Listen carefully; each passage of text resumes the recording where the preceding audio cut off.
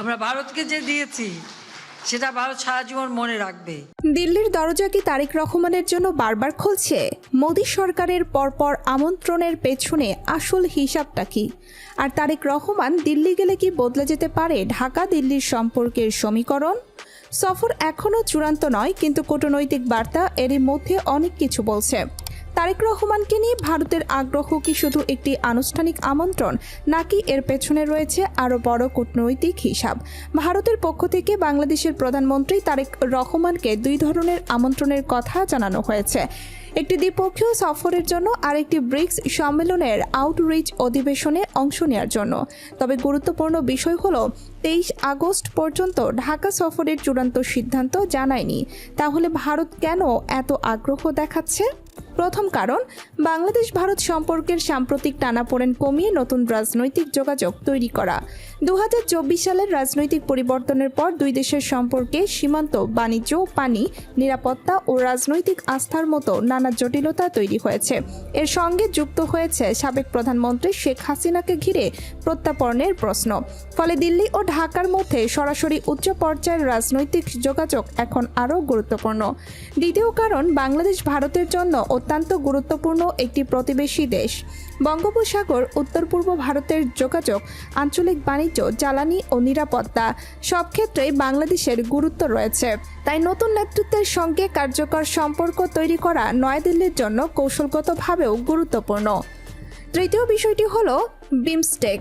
বাংলাদেশ বর্তমানে বিমস্টেকের চেয়ারম্যান এবং সেই পরিচয়েই তারেক রহমানকে ব্রিক্সের আউটরিচ অধিবেশনে আমন্ত্রণ জানানো হয়েছে বলেও ভারত জানিয়েছে।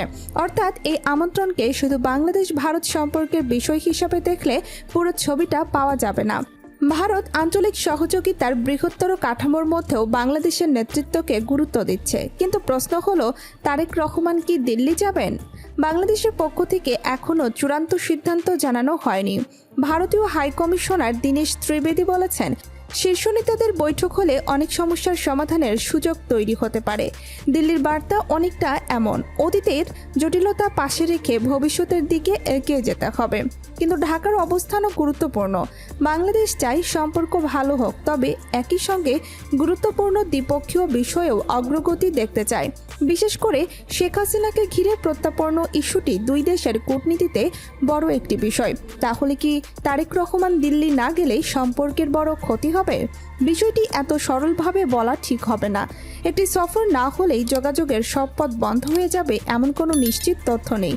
তবে উচ্চ পর্যায়ের বৈঠকের সুযোগ হাতছাড়া হলে সরাসরি রাজনৈতিক বোঝাপড়ার গতি ধীর হতে পারে।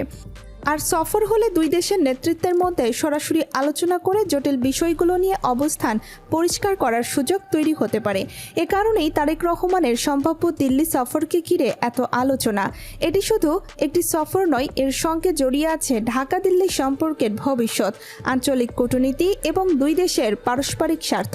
তবে এখনও সফরের চূড়ান্ত দিনক্ষণ বা উপস্থিতি নিশ্চিত হয়নি। তাই তারেক রহমান দিল্লি যাচ্ছেন এমন নিশ্চিত দাবি করার সময় এখনও আসেনি। শেষ পর্যন্ত আসল প্রশ্ন, দিল্লির এই ধারাবাহিক আমন্ত্রণ কি বাংলাদেশ ভারত সম্পর্ককে নতুন পর্যায়ে নিয়ে যাবে, নাকি পুরনো জটিলতাগুলোই সামনে থাকবে?